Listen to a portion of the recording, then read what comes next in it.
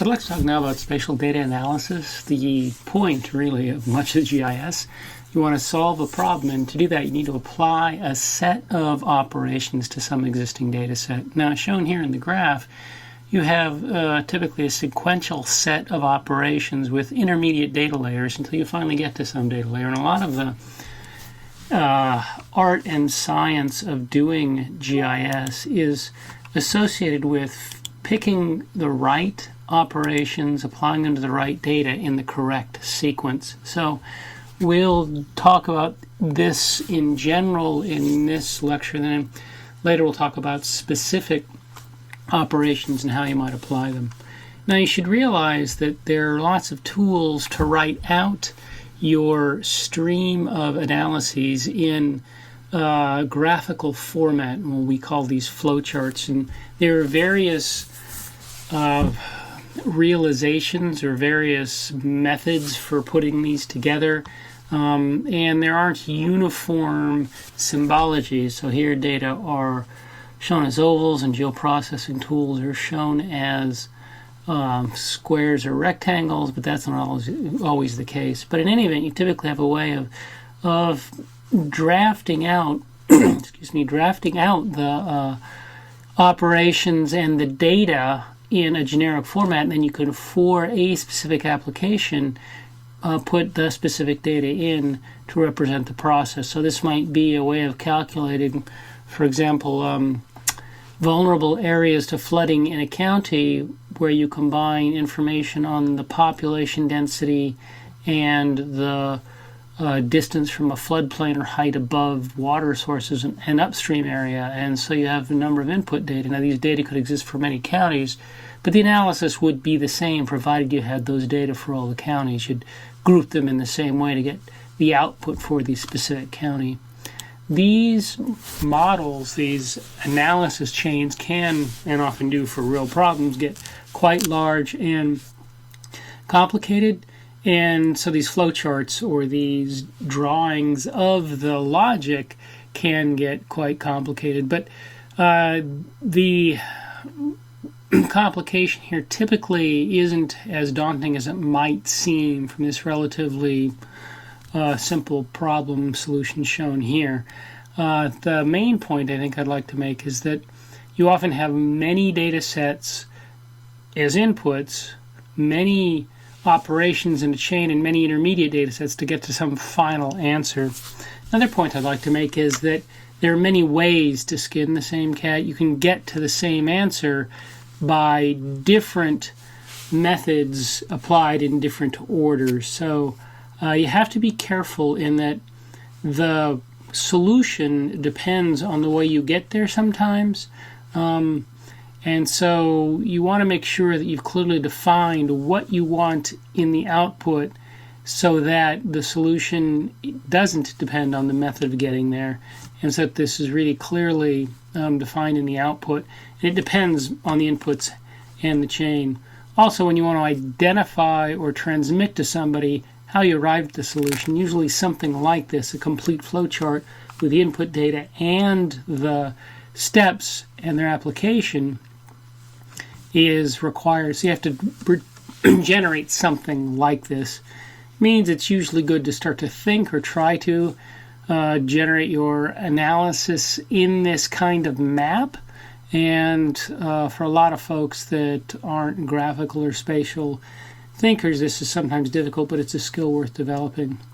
Note that you are often provided toolboxes, both for the lists of specific operations you can apply, and then often there are, within these toolboxes, ways to build these graphically connected diagrams to show, okay, here's how these tools are going to go together and the parameters I'll use to apply the tools on the way. So this may seem a little abstract now, but when we apply it in the next couple of weeks, it will become clear. So just remember that these flowcharts are useful both for helping you guide your work and then also for transmitting what you did to other folks. Now, note there may be different relationships between the inputs and the outputs in terms of numbers. So you can have one spatial data layer may generate many inputs in the stream of analysis. A good example is something like elevation. You may calculate a slope or an aspect or a downstream area or upstream area, something like that, all from the same elevation layer, and they may be required for your analysis.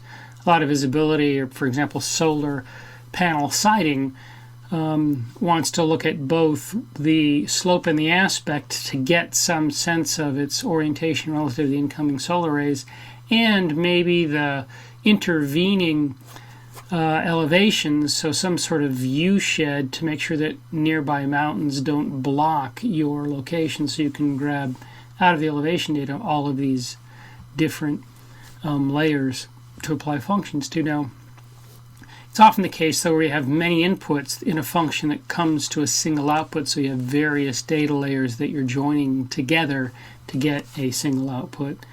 And sometimes it's just one-to-one, an individual transformation. You also need to think about the input scope, and this varies as a function of the kind of analysis you're doing, and even within the steps in the analysis. But the scope is basically local. That is, there's a one-to-one correspondence between the geography of the input and the geography of the output. Neighborhood, where you look at some value at a location and adjacent locations for a value at a reduced the output of the location output. Or global, where you might have information from an entire area that goes to give you the value. So in this case, there's a local operation like population density. It just depends on the area and number of people here in Utah to give you a density to calculate a number. Or a neighborhood function here, for example, the number of states, and you get basically how many neighbors it has. Or a global operation, so in this case it's rank order by total population in 1990. So is it the most populous state in the West, the second most, third most? Here to get a ranking for Utah. So there are global, neighborhood, and local operations in both vector and raster data. For raster data, there are the number of cells and configuration of adjacent cells that might influence an output value in a raster operation. Excuse me again. Now I'm going to go through a series of spatial data analyses here. I'll start with selection. Selection basically is an intermediate step in a lot of operations. So we'll first select a set and then apply some operation to that subset that gets included in further analysis. Now there's many ways to select. I'll briefly split them into spatial selection and then individual selection. Now, we talked about individual or table selection last week or in previous videos where we talked about using the attribute values to select something. Here we're going to look at the spatial shape or configuration to select something. For example, here I have the state of Missouri, and I'm selecting all the states that share a border with Missouri. So it's a selection based on some attribute that's a spatial attribute. The shape, size, proximity, or contiguency, is that a word? The adjacency in contact. So adjacent depends on the algorithm used, and this is true for all spatial operations. You have to be careful. So if I want to get, for example, adjacency to Arizona, and I require that they share a line, a border actually, I would get these states, California, Nevada, Utah, and New Mexico. But if I allow that they share a node or line, that is a point, Colorado gets added into the mix. So you can have a fairly simple concept like adjacency, but it often depends on the details, and you have to be clear. Note sometimes the spatial software you use, spatial analysis software, isn't so clear, and it's by trial and error you find out how they are defining these concepts.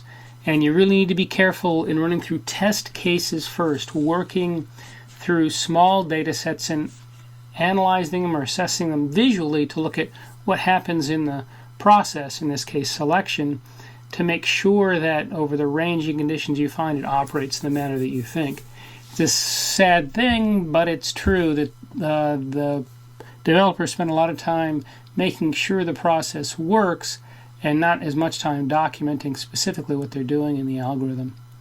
There's another kind of spatial selection called containment. So we might have some analysis on the Mississippi River, and we want to find all the states that contain the Mississippi River. And so we look at this set for the particular data set that we have.